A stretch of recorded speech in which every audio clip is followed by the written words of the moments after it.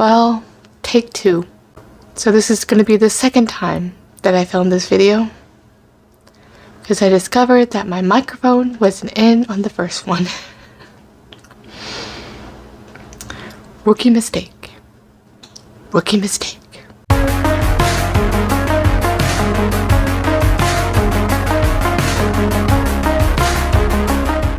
Hi there, welcome to my channel. My name is Crystal and this is Books Forever After, where I sit on my floor, we talk about everything and all things books and nothing but the books.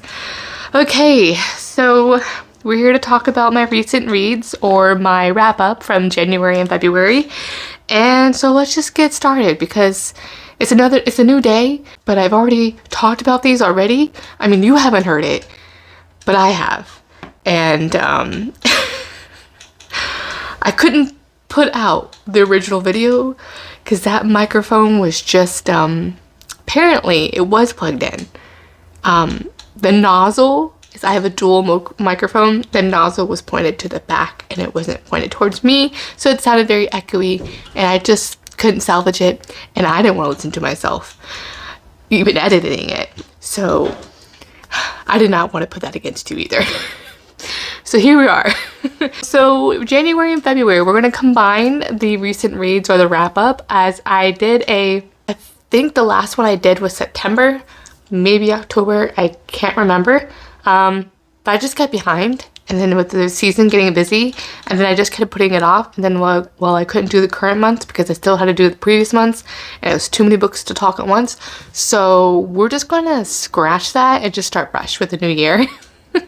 Any books that are worth mentioning anyway, you can reference my worst books, or worst books of the year video, and also my best books of the year of the video.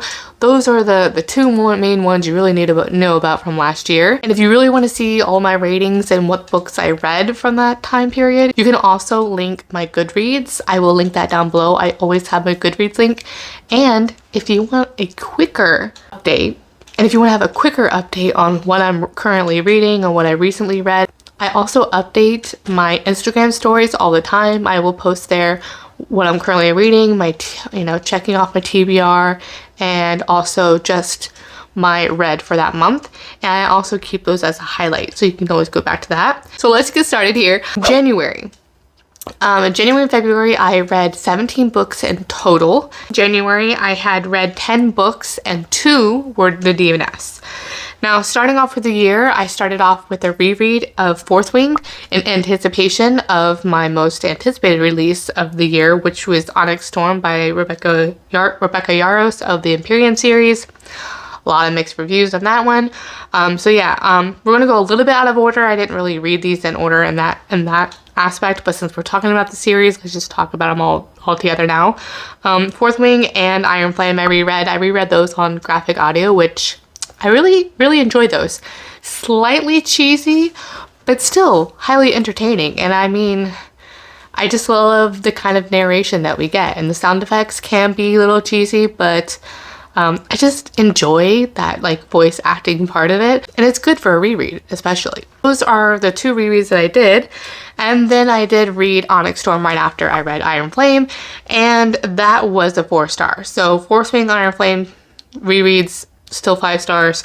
Onyx Storm was slightly disappointing, so it was a 4-star, but I still really enjoyed it. There's a lot of mixed reviews on this one, and as it is technically the middle of a series, you're gonna have that, unfortunately. It's very rare that every single book gets better and better. That's like a rarity to find, because you're setting up and setting up building blocks for the rest of the series, and sometimes that means that book won't be as appreciated until the series has been completed. It was still entertaining. I do like more character-driven stories, but I do still want my action as well.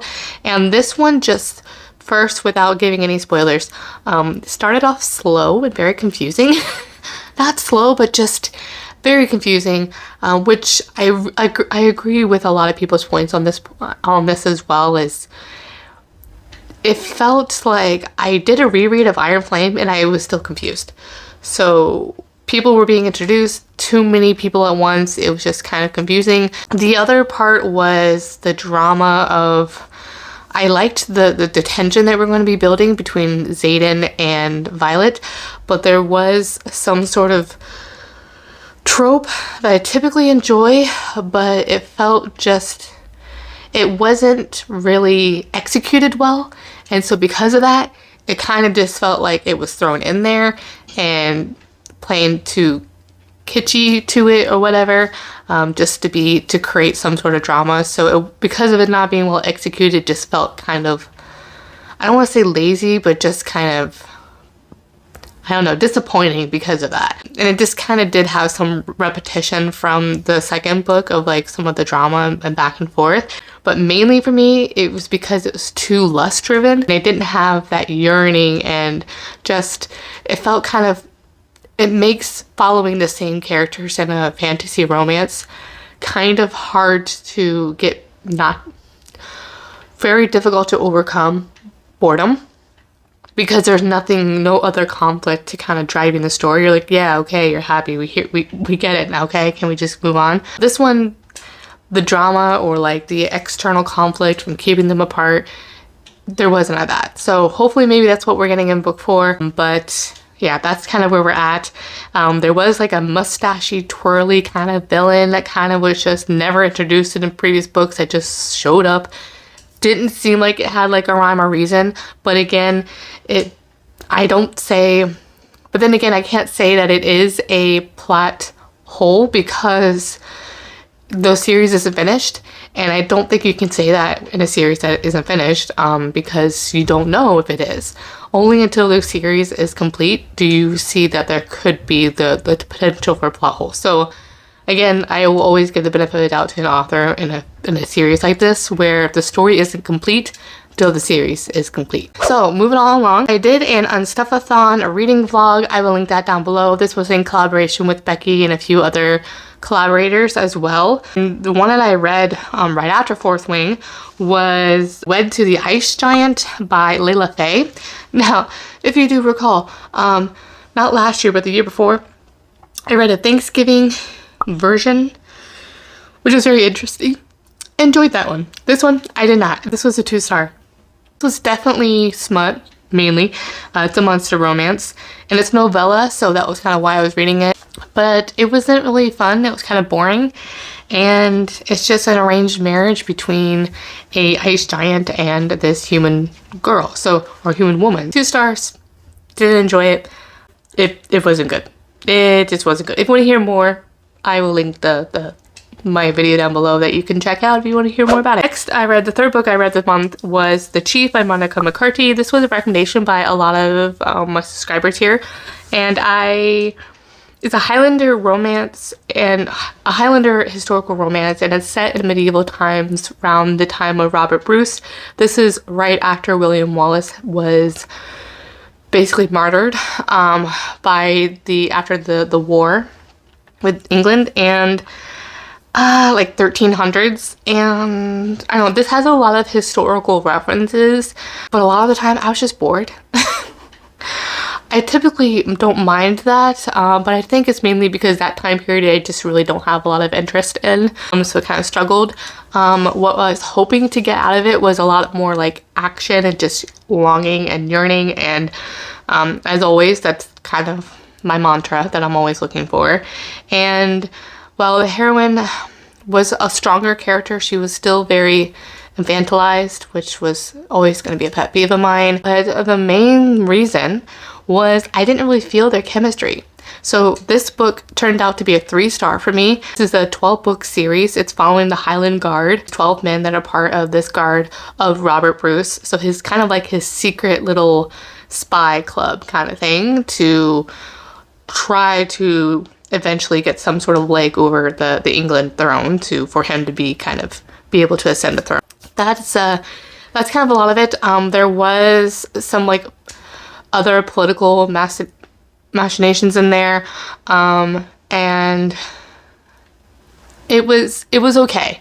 It wasn't bad necessarily. It's a solid 3, and it still has me intrigued enough that I do want to at least try book 2, The Hawk.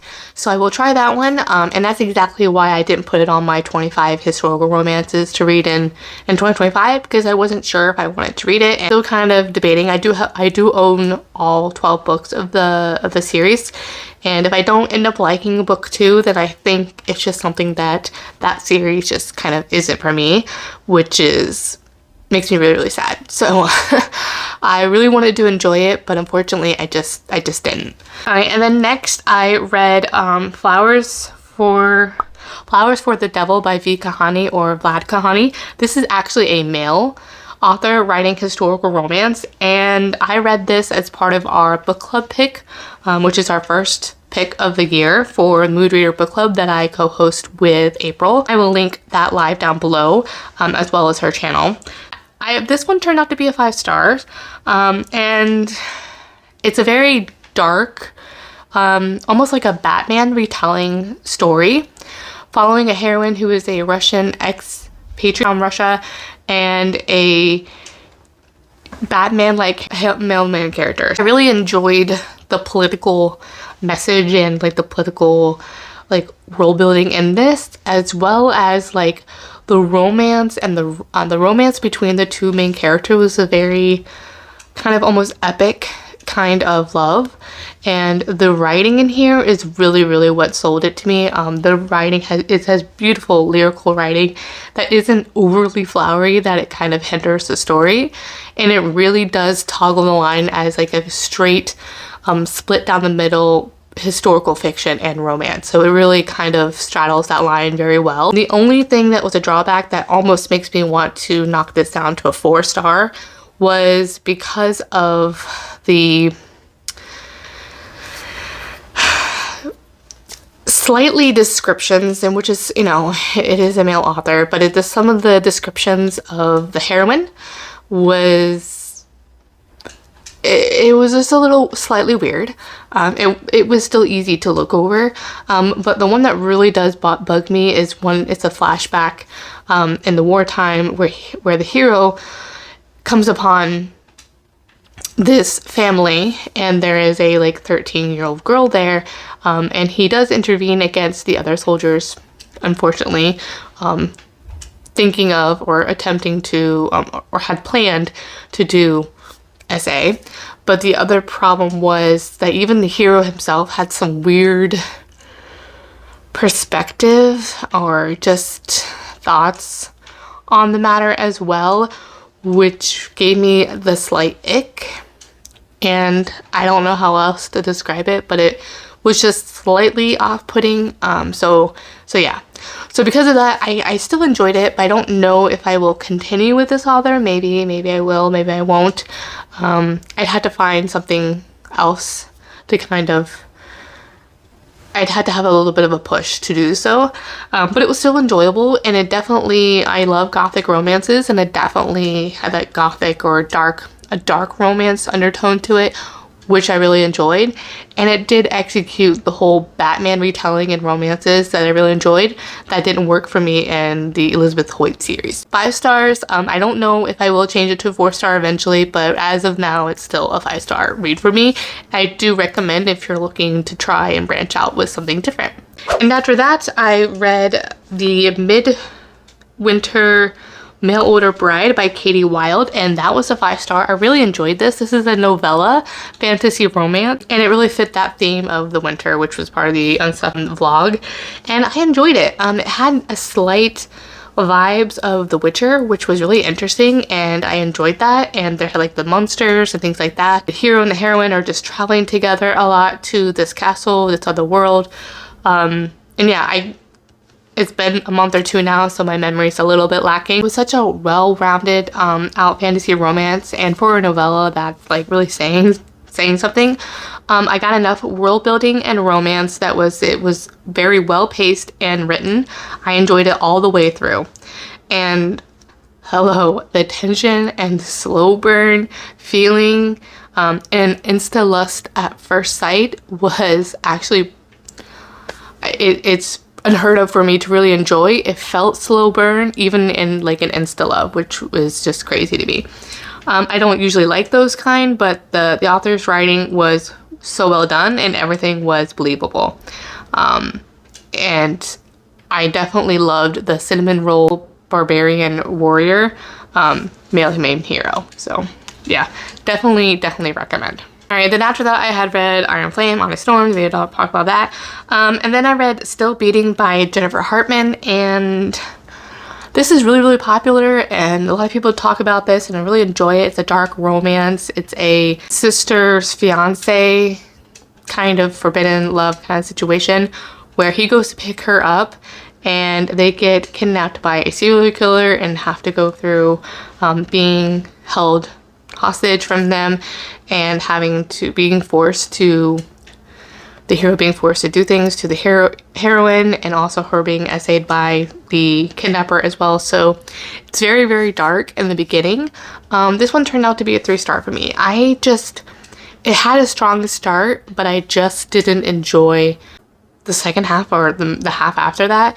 It felt overly, like the heroine just all of a sudden just became deflated, and not just because she's going through trauma, but she just became very one level and just kind of not like a well-rounded character. She felt kind of like a caricature, and their connection, I just didn't believe it. And ironically, even during their capture, I just couldn't, with maybe it's the author's writing, but I didn't really feel that connection. It just felt forced to me, and that's not something I'm really interested in. Then as well, like the family are just kind of like, no one really talks about the fact that she went through that experience and she was essayed, and it felt very like a strange dichotomy to have them not talk about it. There wasn't really talk about it, maybe with the hero and heroine, but it wasn't, I feel like it didn't go deep enough maybe.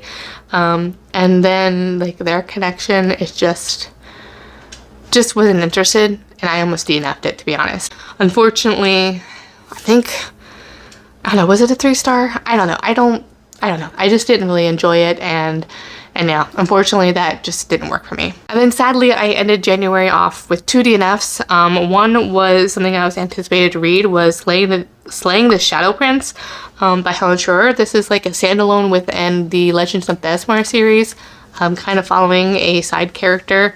And I don't think it's necessary to read it, and that's why I was reading it, was so I could have that little background context before I finish and complete the series with the 4th and final book, Shadow and Storms, I think. So unfortunately this one didn't work for me. I DNF'd it. It felt very lust forward in the beginning, and I felt like I was reading the first book again, but even more poorly executed. And it was just so insta-lust, and it just wasn't good. And it was really frustrating because it literally was almost like it was copy and paste from the first book, starting like with the meet cute and like this bath scene as well, this bathing scenes, and I just didn't enjoy it. And yeah, I was really disappointed that I didn't enjoy that one. And then lastly, I DNF'd Serpent and Dove. I had took a little sidetrack from my YA series, from my TBR jar or spinner wheel thing, and because I had picked up I think it's called the Scarlet Veil from one of my recent hauls, and I knew it was like a sister series. I'm like, ooh, maybe I can just start without, this series, see if I really enjoy it. It's like a witch hunter. I just didn't enjoy it. I think the main thing was just the patriarchy. The hero was just unbearable, and I know people say that like he like turns around, but the heroine, I didn't like her either. She felt a little too spunky to where it just felt not real. And then I think the setting, like you just kind of just dropped into this world, and I don't particularly like that when you don't actually kind of like describe, a little bit of world building. It just wasn't fun. I think the writing just didn't work for me, and the descriptions and like the phrases used, so it just didn't work for me, so unfortunately. All right, in February I read 7 books and 1 DNF. So really I completed 6 books. So at the beginning of February I was really feeling something that was just angsty and just drama, and I wanted like a contemporary or a historical romance that would kind of scratch that itch. So I had turned to my Instagram stories to kind of get some recommendations from you guys, and these were some of the selections that I had picked based on what I was in the mood for. And I had tried Maestro by Auden. This is almost like a rock star romance, but it's really with a classical ingenue kind of guy. I forget what they're called. Why can it's totally blanking out. He's a violinist and she's a cellist, and he becomes very famous, becomes a maestro, and it's kind of like just follows them as kids when they meet, and then all the way like throughout their life until their 30s, so it spans that time. It also shows that time when they're in high school when 9/11 happened. This one, while it was still entertaining, I think it was like I rated this one a 3-star. I just didn't really like it. It almost had way too much happening and too much drama. It's just not well executed. It felt overly drawn out, and I just didn't enjoy it. I did like the hero. This is definitely a friends to lovers and a second chance, and as we know, those two tropes together, I just love. But this one, it just didn't work. I think part of it was it just felt too much span of time.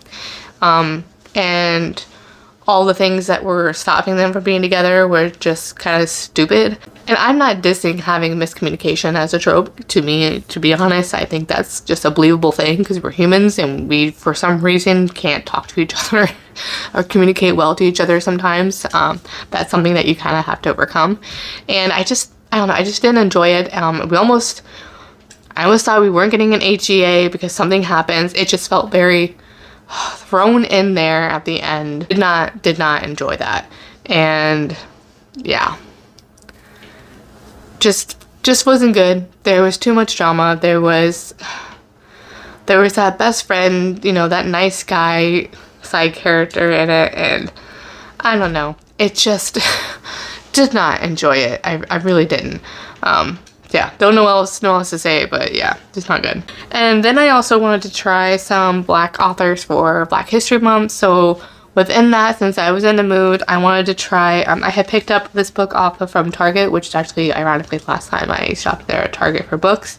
And it was The Air He Breathes by Brittany. And I DNF'd that one. I think I DNF'd it like at 15%. Too much grief. There was... by the blurb, you don't get much from it. There's barely anything. So you're like, what is this book really about? It just starts with being intrigued about like what he's going, like, you know, the town doesn't like him. Basically, he's a bad boy, whatever. And that's about it.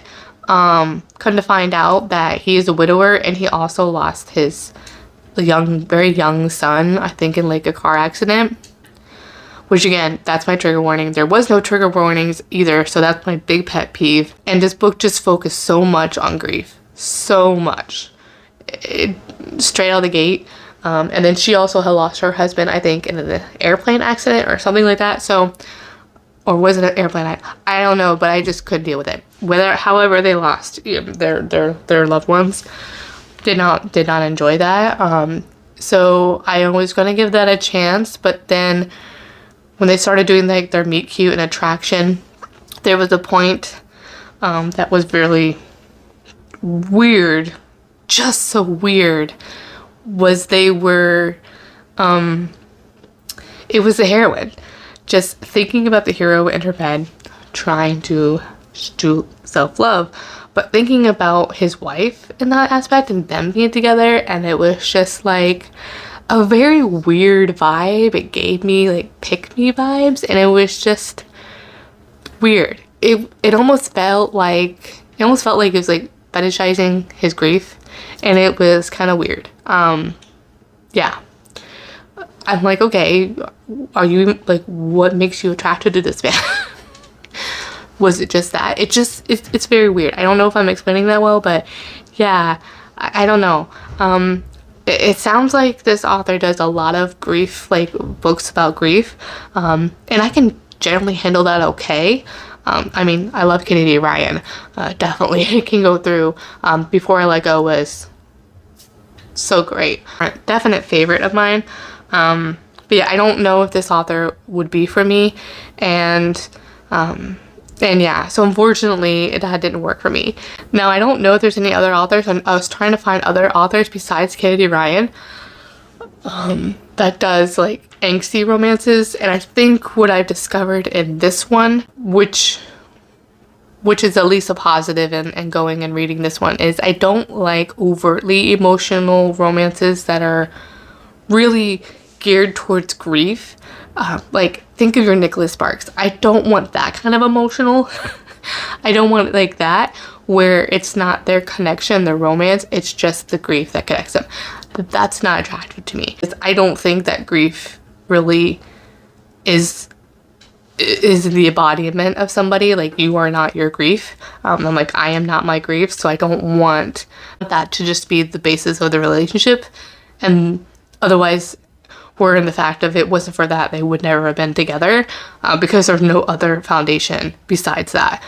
So if there's, yes, that can be, grief can be something that can connect two people together, but it can't be the only foundation. And then next, I had to switch gears.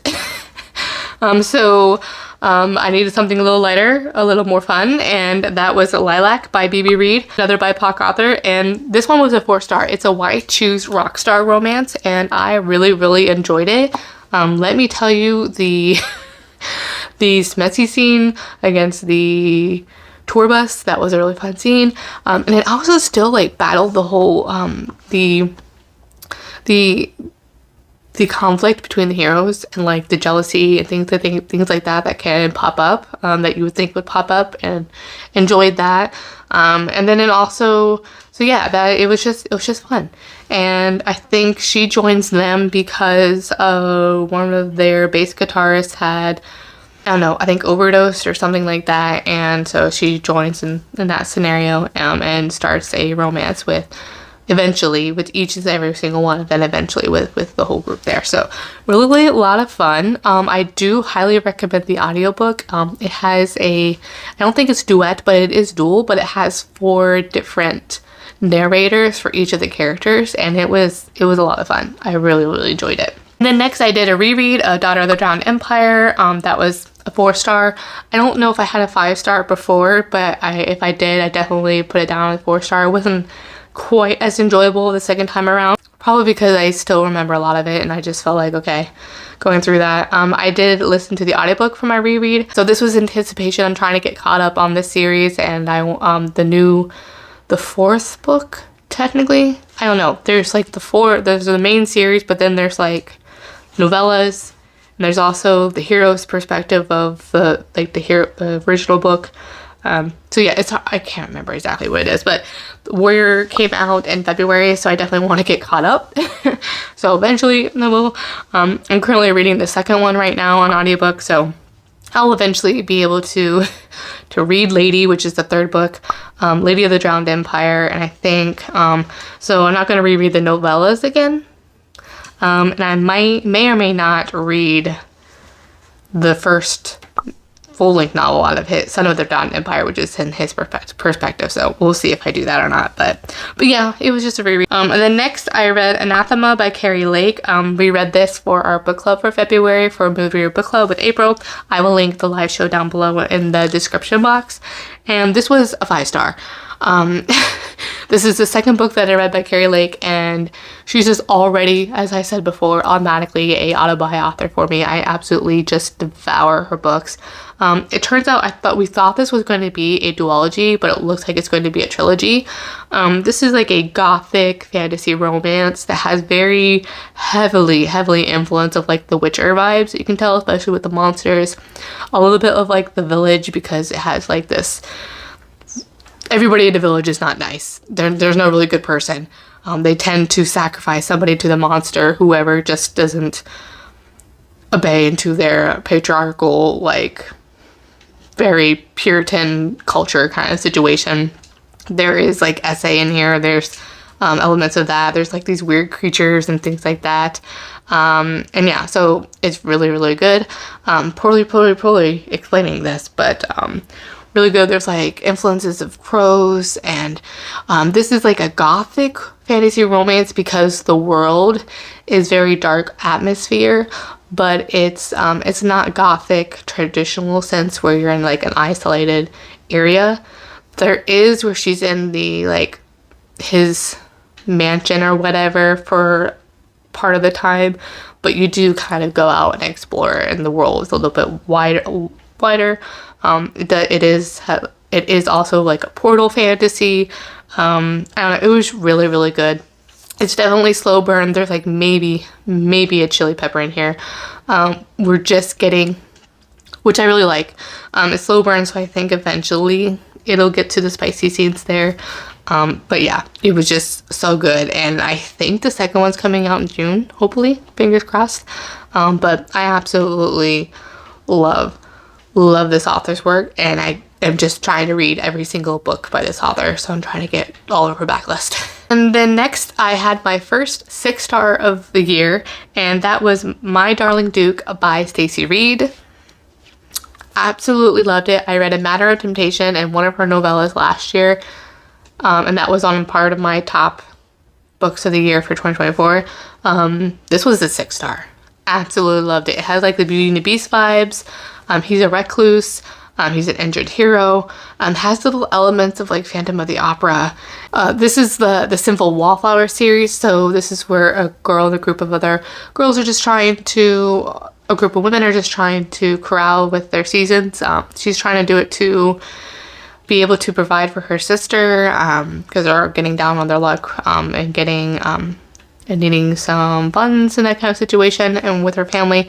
And so she puts in the paper that, you know, she's engaged to this duke, this recluse duke that everyone talks about, and has a little bit of some past history and seemed to be abandoned by, he was kind of not left of the author, but abandoned by one of his fiancés, and that whole thing, a lot of mystery surrounding him.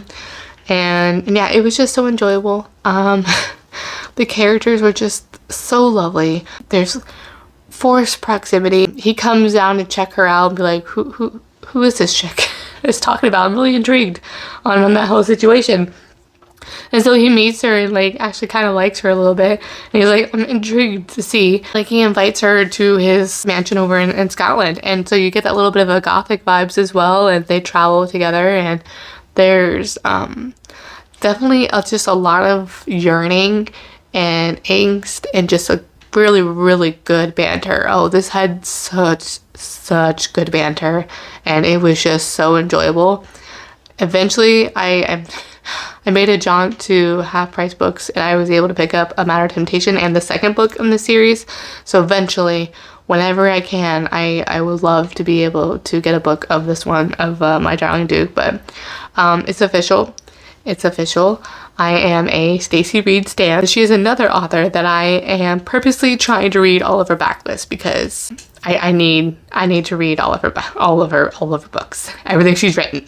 Lastly but not least, I read, finally continued on to the Flesh and Fire series, which is the prequel series for From Blood and Ash, and that was A Light and a Flame by Jennifer L. Armentrout. This one was a 5-star. It was so good. It's probably almost is more of my favorite than From Blood and Ash series for the first 3 books in there. It was so good. Oh my gosh, the angst, the yearning. It's a little bit of a, this one follows the maiden that you hear about in From Blood and Ash, and this one has definitely like Hades and Persephone's vibe, and it was just so good. The yearning in this one, the found family, just the devastation feeling that you're like, she's falling in love with him, but she's like, can he love her? It's just the drama and their banter.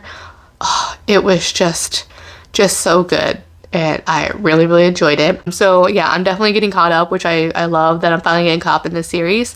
Now I just have to go back to From Blood and Ash and read Soul of Ash and Blood, and then I can continue and read the 4th and final book in the Flesh and Fire series. I might debate with myself and continue on to the 4th book, or I might just go back to Soul of Ash and Blood, who knows. Because it just feels so nice to finally just be able to say I completed a series. I haven't exactly counted how many series I'm in the middle of. I'm sure I have a video coming soon, but I still need to do that tally and see. But yeah, it'd be really interesting. So definitely recommend. I enjoy both of those series so far. I definitely like this series a lot. That is our double month wrap up. So hopefully, I guess I should have tested this. Why? I hope I did not just kick myself in the foot here. Kick myself in the foot? I don't know, whatever the phrase is. Hopefully my microphone is fine. I guess I'll see here in a minute. So those are the books. These are all the books that I've read so far in 2025. Let me know if you read any of these, or if you enjoyed any of them, or any of them that you have added to your TBR. And if you don't want to let me know that, but you still want to let me know that you were here, leave me a purple heart emoji for My Darling Duke, because that was my most favorite so far of this year. As always, I'll have my links down below, my Instagram, my Goodreads, and my bookish wish list. Don't forget to like and subscribe if you want to, and I will see you in my next one. Bye.